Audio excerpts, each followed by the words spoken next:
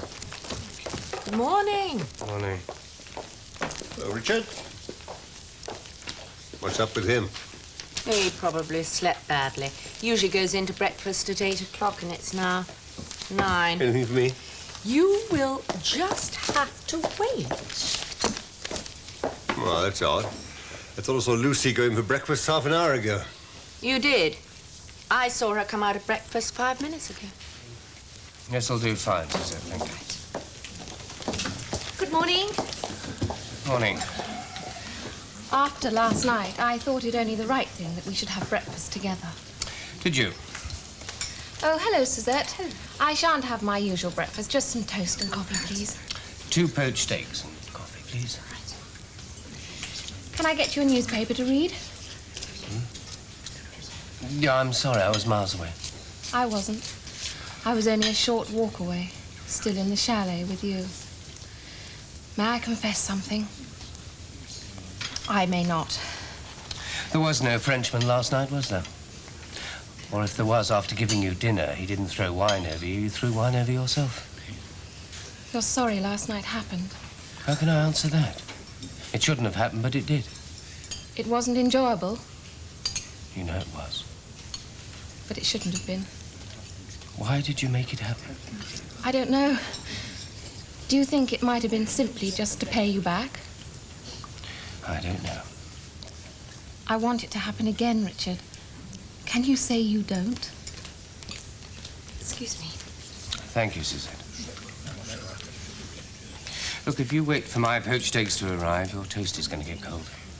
I hope that's not intended as an answer to my question. Whether I want it to happen again or not is beside the point. The point is it mustn't. It's Gina, isn't it? Yes, but not totally Gina. I harmed you enough once, a long time ago, remember? You didn't harm me last night. You would have had you not come to me. Are you very busy for Mr. Pollard today? No, he's gone up to London. After breakfast, I usually take a walk, you know. Yes, I do know that. Well, there's no harm in taking a walk with me, is there? Let's take a walk then. Now, if you like. What about your eggs? Well, what about your toast? Oh, I had my breakfast half an hour ago. Come on.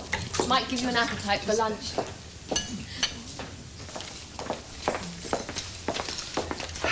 Are you sure you don't want a proper coat? No, it's fine outside. You won't need one either.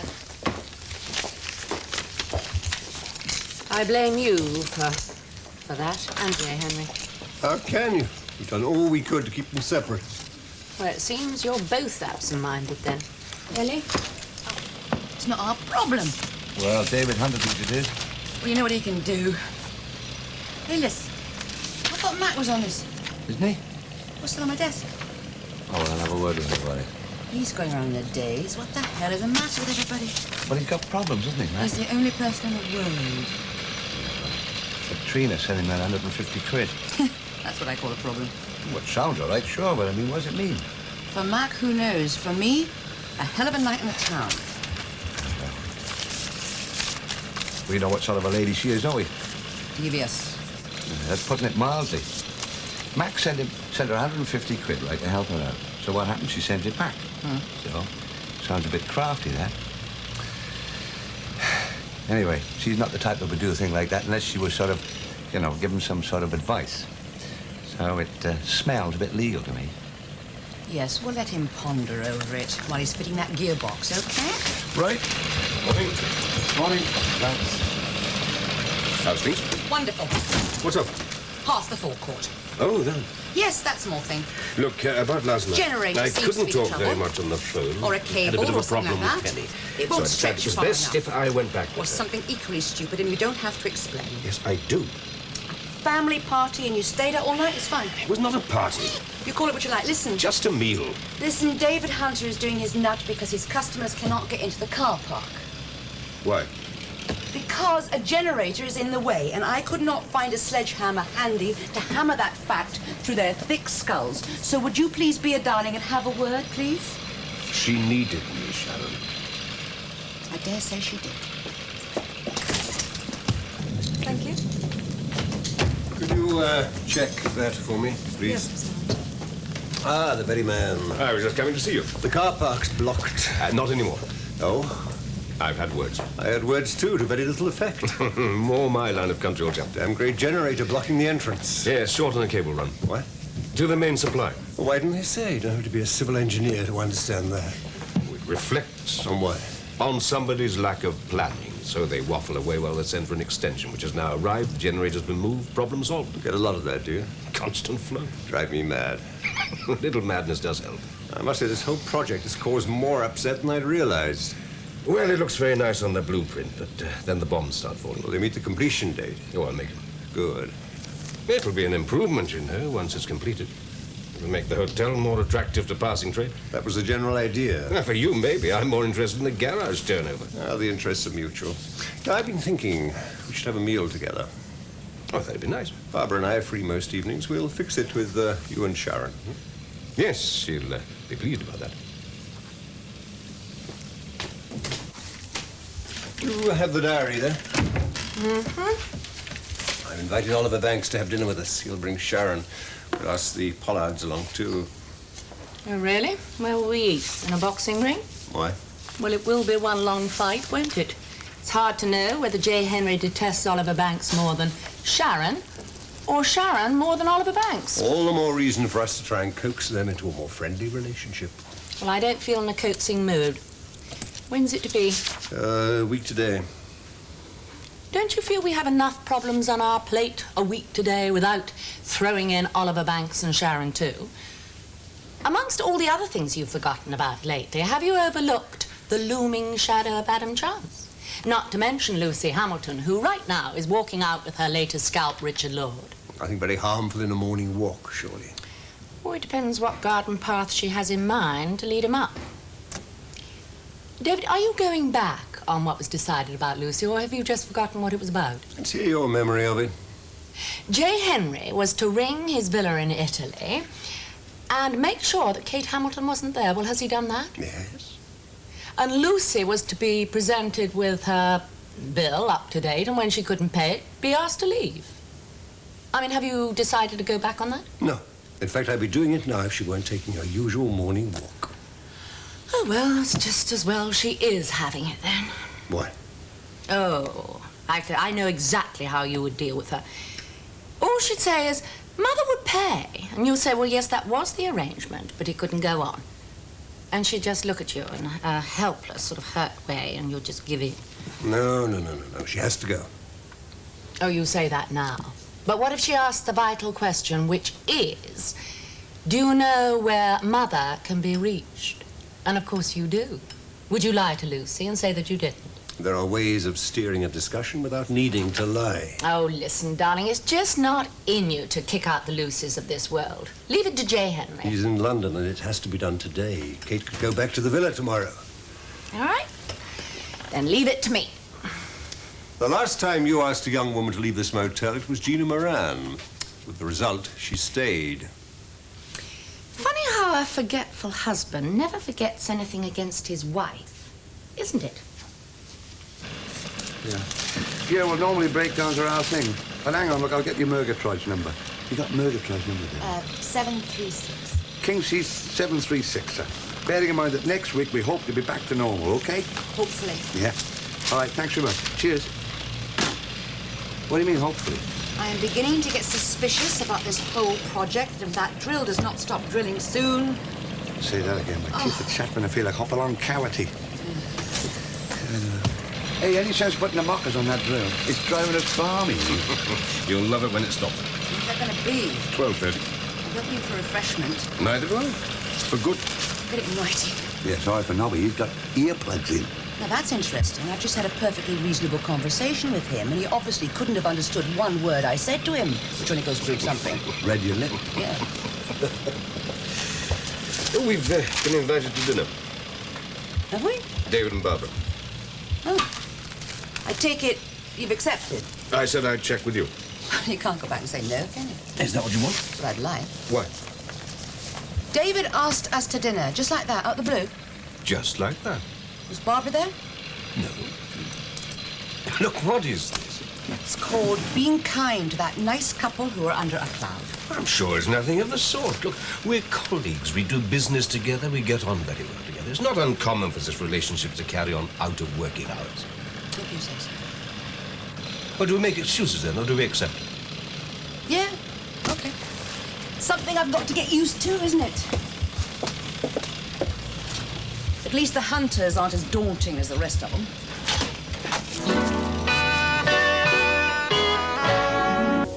No. Checked out, I'm afraid. You told me he was here till the end of the week. Change of plan, obviously. Oh, well, one unpaid account is understandable. Considering the turmoil we're in, I have to bill him direct. Oh, must have slipped his mind. You'll have no problem there. It's a very reputable firm. Good. And those are for you to have a look at. Thank you. Oliver said something about dinner? Can you make it? Love to. Week tonight? Can't see any problem there. Oh, that would suit us fine. Not that we're very busy these evenings, but J. Henry is the difficult one. What? Sorry, what was that? J. Henry and Valerie, they have a rather more hectic social life than we do, you know. We want to fit it in with them. I see. They're coming along as well, are they? It's all right, is it? Of course, why shouldn't it be? A little worried hesitation there somewhere. Well, it's no secret that the great man and I aren't on the friendliest of terms. Oh, come on. Oh, come on. He tried his damnedest to get me out of that garage. Well, that was business. You wouldn't let that spill over into his social life? Maybe not. Maybe we're all friends once the daggers are taken out of the backs. I don't know how to operate in that world, David. Well, perhaps it's time you started to learn. And if you and Oliver are going to be together, I imagine this will be the first of many similar occasions. I'm quite sure he doesn't bear any animosity towards Oliver for buying into the garage. I'm not. Even if there's a trace, isn't this a good time to smooth it over?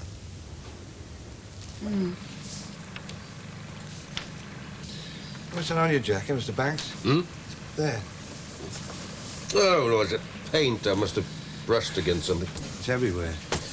Yeah. I don't know, I might have something here, might get that off. No. If it works for me, You sure? guaranteed. Won't stain? No. I use it all the time. I'm always getting covered in it. Yeah. I wish they'd put a sign up, though, because... Wouldn't have noticed it much getting through that lot. Got it coming off. Yeah, good by a bit. What's all this? I got a little business going here, kid. If you're interested, join the queue. Overpowers the aftershave. Yeah, if you need that, that'll dry out nicely, right? What colour was that then? What colour? Blue, to match his eyes. Okay. Thanks a lot, Sid. Yeah. I've just been to see David. We talked about dinner. Is it still on then, or have you made excuses? No, it's still on, but it's not just the four of us. Who then? J. Henry Pollard, to name but three, and the wife. I had no idea. And I had no idea. So what do we do? Well, we're committed, aren't we? I shudder at the thought, but I'll try not to show it. Oh, Sue, it's 6 o'clock. You can leave that until the morning. Thank you. I have at last waylaid Lucy and told her you wish to see her, so she'll come in as soon as she's dropped her parcels. Good night, Sue. Thank you. That's it. Good night. Where will I find you afterwards, in the sitting room? No, I want to stay here. I want to do this alone. And I want to see if you can forget to know where Kate Hamilton is when her daughter asks you. And despite your habitual forgetfulness, I really don't believe it's in you to remember to forget that little detail. Come in. Lucy, come in. Sit down. Thank you.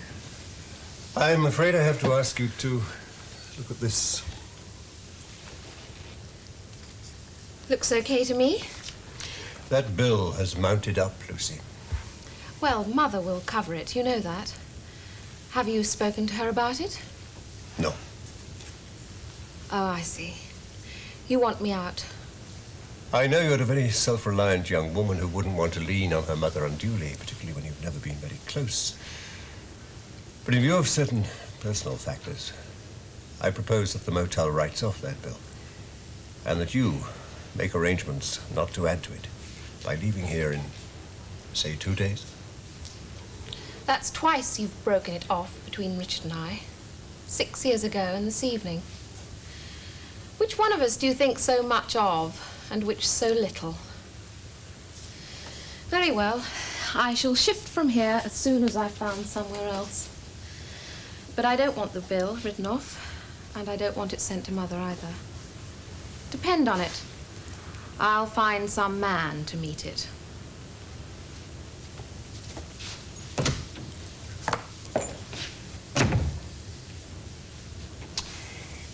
She didn't ask the question, where's Mother? I hope you noticed that. Might make you feel a little less unkindly towards her. Yes, I already do. But I'll never know now whether it's in you to remember to have lied to her, will I?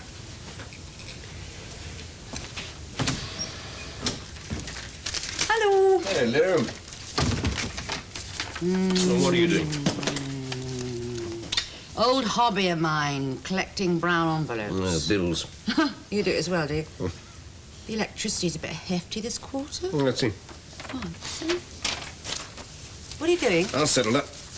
No, you don't. It's down to me. No I way. live here too. At my invitation, and there are no hidden charges. Now, look, I fight for my independence.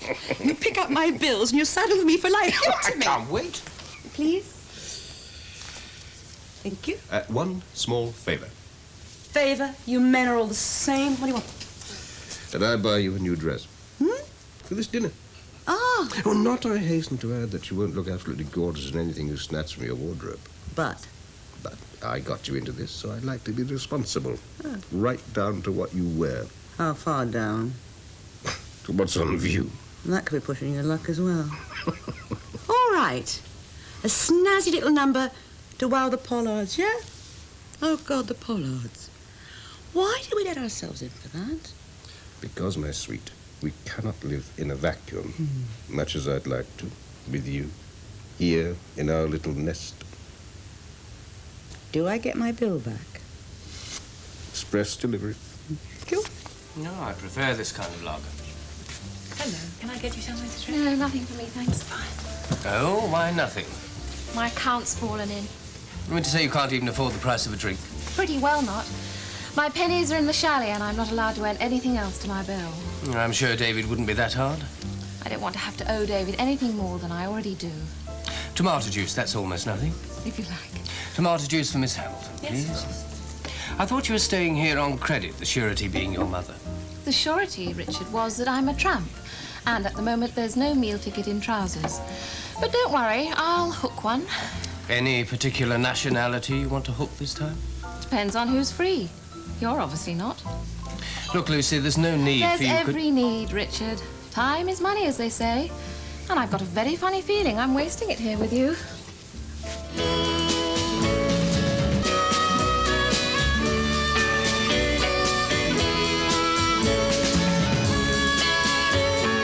No, leave that, man. I have a nasty suspicion Miss Hamilton will be coming back.